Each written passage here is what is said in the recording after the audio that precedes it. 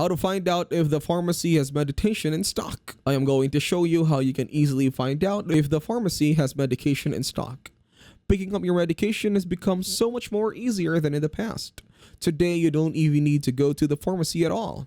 You can switch from paper prescriptions to electronic ones and then have your local high street pharmacy or even only a digital-only pharmacy fulfill your prescription.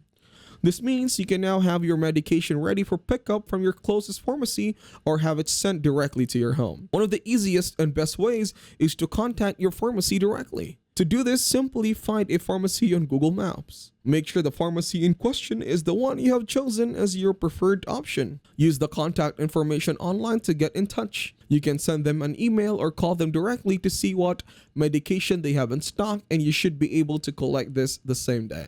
For repeat prescriptions, they may take a little longer, particularly if it isn't your normal pharmacy. This can be the fastest way to get the medication that you need if you have a paper prescription from another doctor and are visiting your current area.